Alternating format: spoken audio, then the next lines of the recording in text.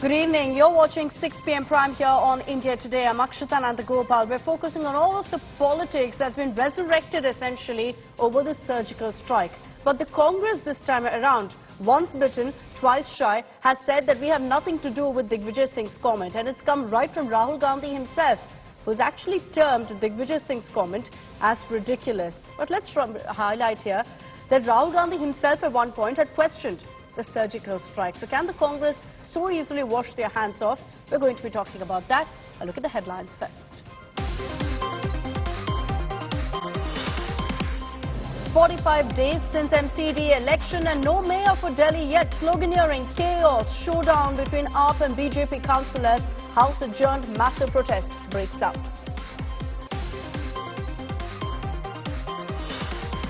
BBC Modi film storm rages in India. Kerala Congress and CPIM screen documentary across state on Republic Day. ABVP files complaint over Hyderabad University screening. JNU Students' Union to also show the film at 9 p.m. tonight. As countdown to state of war Karnataka begins, Kolar becomes political war epicenter. BJP mocks Siddaramaya's Kolar fight. Yediyurappa takes drama jibe at Siddaramaya.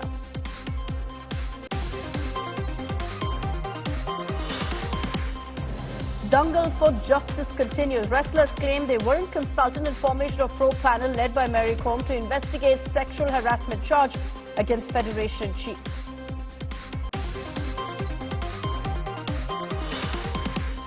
He is out on parole and look how he's celebrating. This is rapist and murderer Ram Rahim cutting a cake with a sword during a satsang that was attended by BJP leaders as well.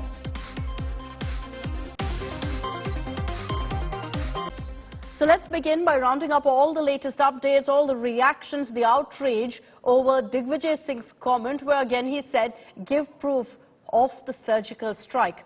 The controversy refuses to die down, and recognizing that, the Congress is trying as hard as they can to kind of bury this and distance themselves. Rahul Gandhi, who himself previously has questioned the surgical strike and many times at that, has now called out Digvijaya Singh, saying he may be a senior leader in the party, but what he said is quite simply ridiculous.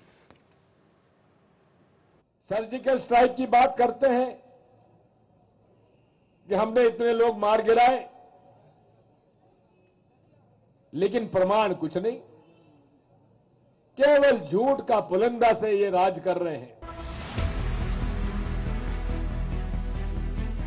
Digvijaya Singh puts the grand old party in a fix by questioning the 2016 surgical strike on terror camps in Pakistan-occupied Kashmir.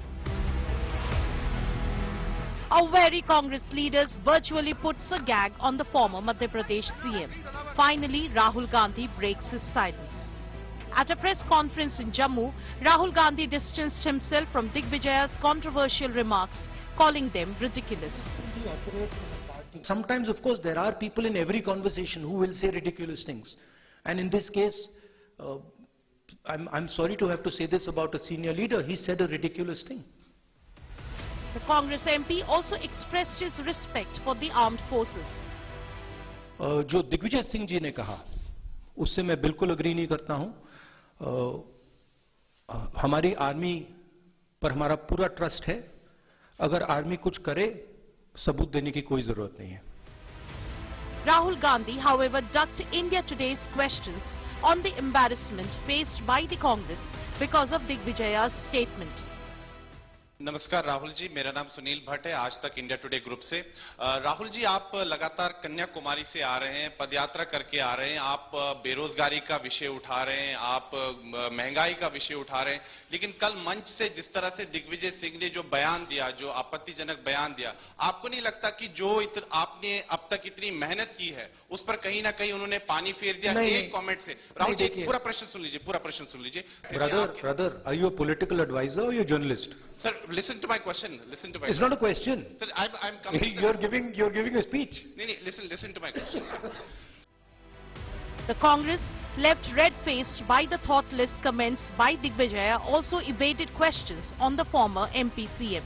The BJP meanwhile targeted the Congress, claiming their rivals were forced to backtrack by public anger. Rahul Gandhi आपकी party को हो क्या गया है? आपकी party ने देश पर राज किया है ना। सेना की शहादत का सबूत नहीं मांगते राहुल गांधी, देश उनके शौर्य को सलाम करता है, सैल्यूट करता है। और जो सबूत मांग रहे हैं तो संसद में बताया जाए तो क्या किया जाए, सब खोल के रख दें और पाकिस्तान में आतंकवादियों के आकाओं को सब मालूम हो जाए कि भारत अपनी सामरिक सुरक्षा कैसे करता है।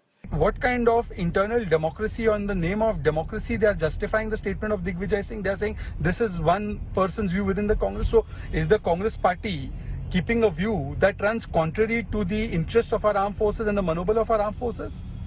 This kind of Rajniti over Rashtra-niti is permissible in the Congress party? Protests erupted in Jammu after Digvijaya Singh for doubting surgical strikes. The Congress may have squandered any benefits from the Bharat Joro Yatra in the Jammu leg, thanks to this needless controversy. Bureau Report, India Today. Let's take this across to Maushmi Singh, who's joining us live with more details on this. Maushmi, good evening. You've been tracking the Bharat Joro Yatra very closely and what the Congress really has to say about this entire controversy. Rahul Gandhi himself now has said we have nothing to do with this comment. It's quite simply ridiculous. But then the question that's being asked is, what's stopping the Congress then from taking action against Digvijaya Singh? Here's a habitual offender who's made one controversial statement after another and faces no action ever.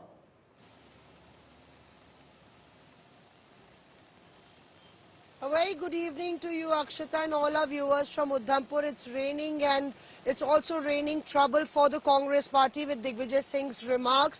Now, Rahul Gandhi and the Congress party bending backwards to shrug off what Digvijaya Singh has actually said and also calling it his personal opinion. He has clearly stepped out of line to make that remark is what Rahul Gandhi meant to say, but rarely have I seen that Rahul Gandhi rebutting any Congress leader from a press briefing like that, calling Digvijaya's remark as ridiculous. So their Congress actually seeing red as far as, you know, that remark that was made on the surgical strikes, because the Congress has burnt its fingers earlier in 2019 questioning the surgical strikes, and it does not want to go on a rewind journey there, considering that national security is a very strong platform of the BJP.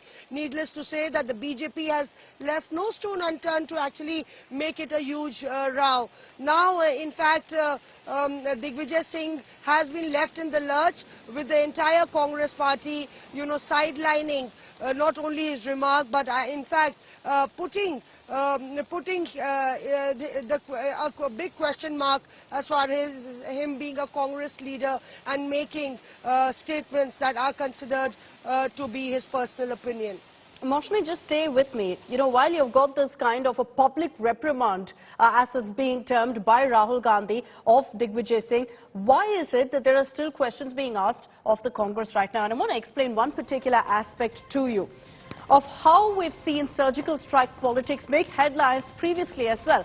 What did Rahul Gandhi have to say at that point when there were all of these questions about proof of evidence of the surgical strikes? He did exactly what Digvijaya Singh has done today. He questioned where is the evidence, and then you fast forward to today where he said that any question of that sort is ridiculous. So let's highlight for you those two comments. In October 2016, you had Rahul Gandhi questioning the strike, saying Prime Minister Modi has the blood of Jawans on his hands. Today he says it's a ridiculous statement by Digvijaya Singh when Digvijaya Singh questions the surgical strike. Let's get you more details here of what Rahul said in October 2016. He said that Prime Minister Modi is hiding behind our soldiers and the government must give proof of the surgical strike.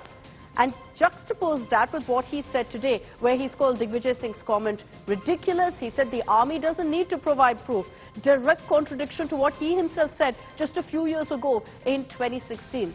So what's prompted this mega rethink, this change of strategy? Rahul Gandhi in 2016 versus Rahul Gandhi now in 2023. Quite simply, it's damage that they faced after that kind of a comment, the outrage that they faced. It looks like Rahul Gandhi has learned his lesson, and that's why they're trying as much as they can to kind of undo the damage that's been done by Digvijaya Singh, because it's also led to comments like what he made in 2016 being brought to the focus again. I want to show you now how the Congress has been working overtime over the last 2 days since this news break of Digvijaya Singh's comment.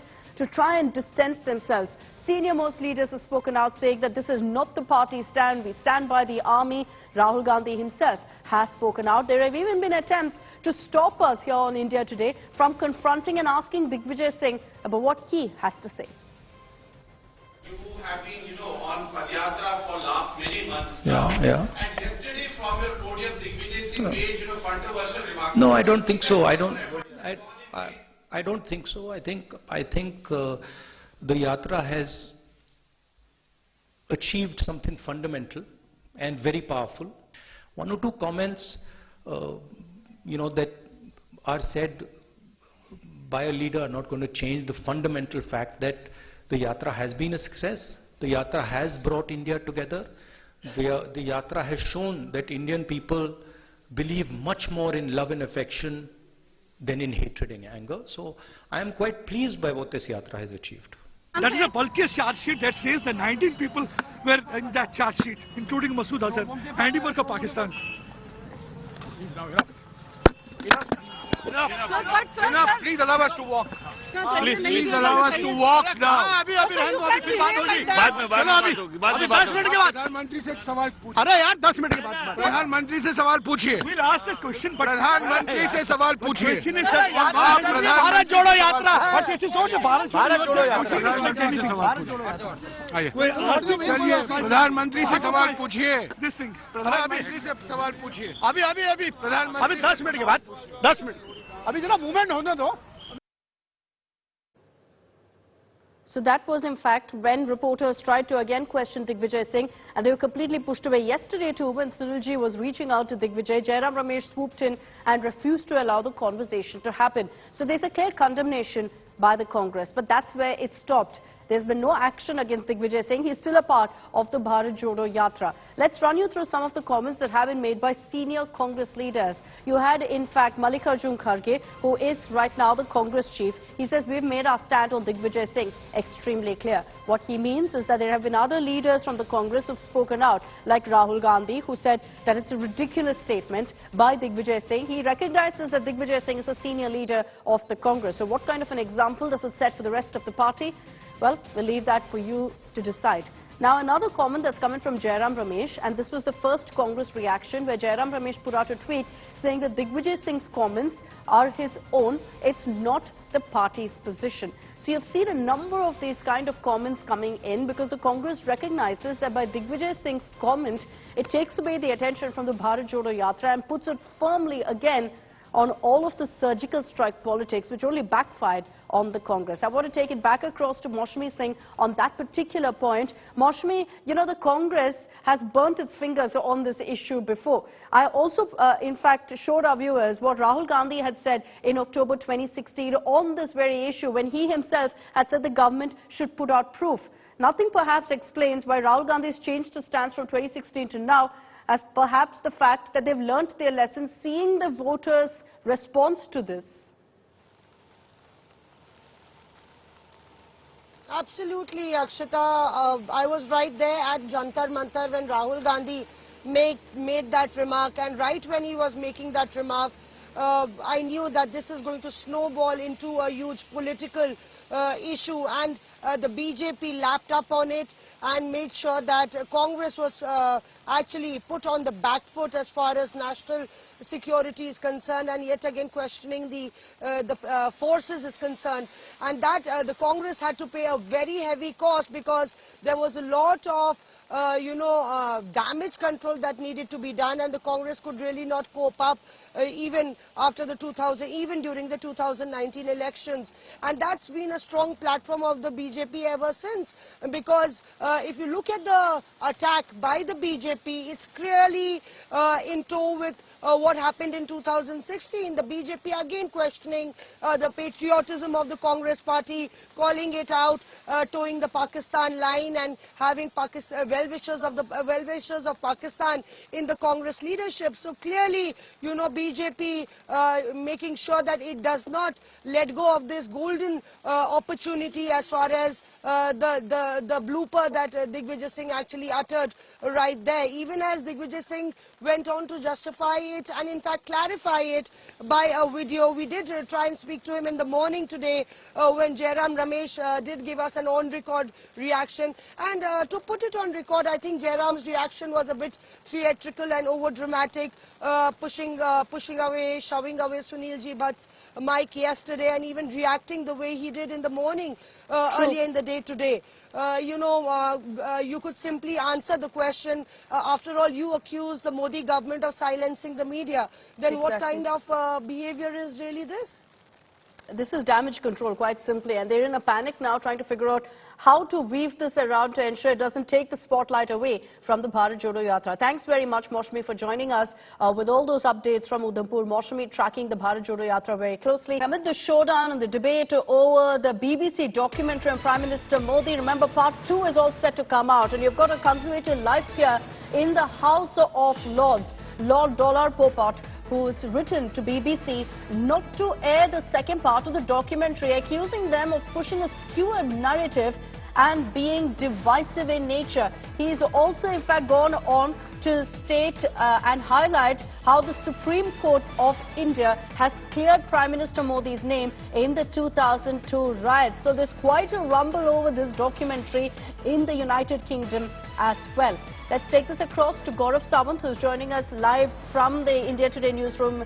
He'll be getting us all the latest on this. But this British MP now has shot off a letter to the BBC saying don't release part 2 of your documentary. Remember, so far there's only part 1 that's been released that has already created this massive storm.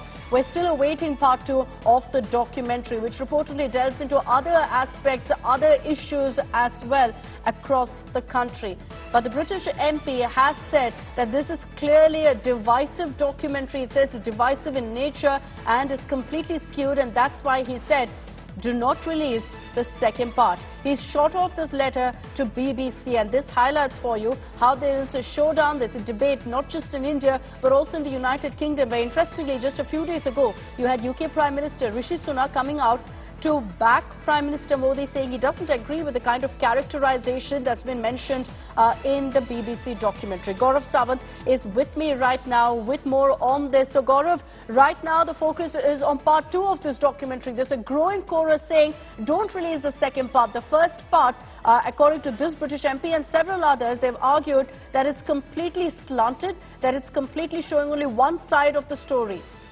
So Lord Dollar Popat is scathing in his indictment of the British Broadcasting Corporation. He's saying it's slanted, it's one-sided. It also doesn't take into account that your Prime Minister Narendra Modi has been exonerated by a Supreme Court monitored probe, and the fact that this documentary will only reopen wounds in the country. It could lead to tension in the country, and therefore the second part, which apparently is about the Citizenship Amendment Act and Article 370, should not be telecast. And you know, he's not the only one. There are several others who've come forward and also asked the question whether what is the aim of this documentary, the timing of this documentary, and whether due diligence, due research was done in this, including the fact that Lord Dollar Popat asked, does this documentary actually show that a Supreme Court monitored SIT had actually given a clean sheet or cleared Prime Minister Narendra Modi or then Chief Minister of Gujarat Narendra Modi. So there are several questions that remain to be answered. Another very important aspect that some within the country are also raising is who would people have more faith in? Whether they have faith in a probe that was monitored by the Supreme Court, conducted by a special investigation team, a team of professional investigators, or some diplomat of the British High Commission. And just because it's a white man, would you believe a white man more on his feelings or perceptions and not an actual probe that was conducted by experts? And it's essentially focused on this aspect of what narrative you want to believe and then falling for that narrative. Thanks very much, Gaurav, for joining us.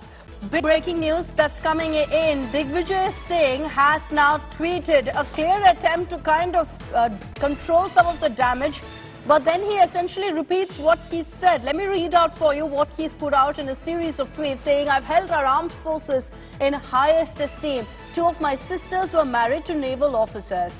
There is no question of my asking questions to the defense officials. My questions are to the Modi government. Number 1, who's responsible for the unpardonable intelligence failure where our 40 CRPF personnel were martyred? Number 2, where did the terrorist source 300 kilos of RDX from? 3, why was the request by CRPF to airlift CRPF personnel denied? 4, why was Devinder Singh, the deputy SP who hails from Pulwama, let off? Pulwama is one of the most terror-infested locations. Why was the area and vehicles not checked and sanitized? So Digvijaya Singh now spinning this, saying that my questions aren't to the army. My questions aren't for the forces. My questions are, in fact, to the Modi government. And he follows that up with 5 questions as well about why there was a security breach, about why enough wasn't done to protect personnel, etc., referring to the Pulwama strike. So he's also added there, I held our armed forces in highest esteem. He refers to 2 of his sisters being married to naval officers as well. There's no question of my asking questions to the defense officials, and then says that all of my questions are to the Modi government. So this is the comment that's coming from Digvijaya Singh. We leave it to you, the viewers, to see and understand if this is a clarification or not. But essentially, he's reiterated what he said earlier. He's not apologized in any manner. He said that he doesn't have any questions to the armed forces. My questions are to the Modi government. And then lists out questions about security breach, etc. But shies away from mentioning the word proof of surgical strike. Maushami Singh is joining us with more details on this. Maushami, you're seeing Digvijaya Singh attempt damage control here, attempt to spin the narrative and ensure that all of this outrage is controlled. No mention of surgical strikes, proof of surgical strikes, etc. Now he's put out his tweet where he's focused largely on questions about the Pulwama strike, saying, I'm not questioning the army, I'm questioning the Modi government. Absolutely. So this is yet another to actually divert the entire statement that he really made, because he did mention surgical strikes, and there yesterday he had in fact gone on to clarify on a video tweet saying that he was actually questioning where the RDX had come from and what happened to Devinder Singh and why was he let off. And here thereby, because today Rahul Gandhi, Akshita, had clearly said we don't question the army. Whatever the army does, we strongly stand with the army and we don't question the army, and the Congress party is very clear on that.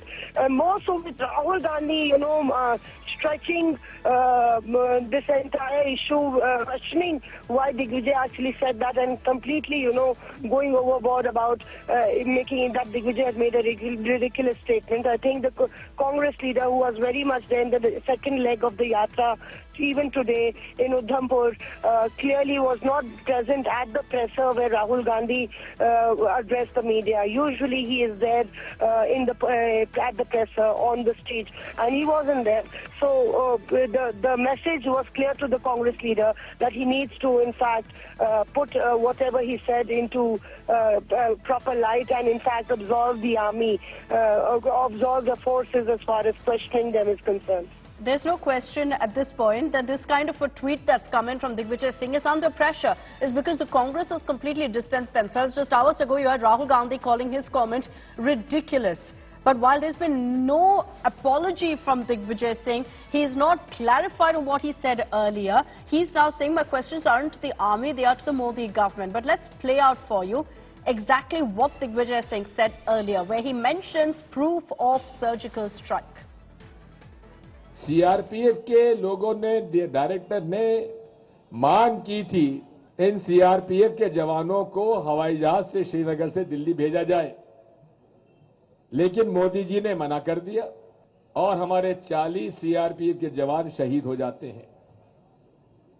आज तक उस घटना की जानकारी न संसद में उन्होंने पेश की, न जनता के सामने रखी।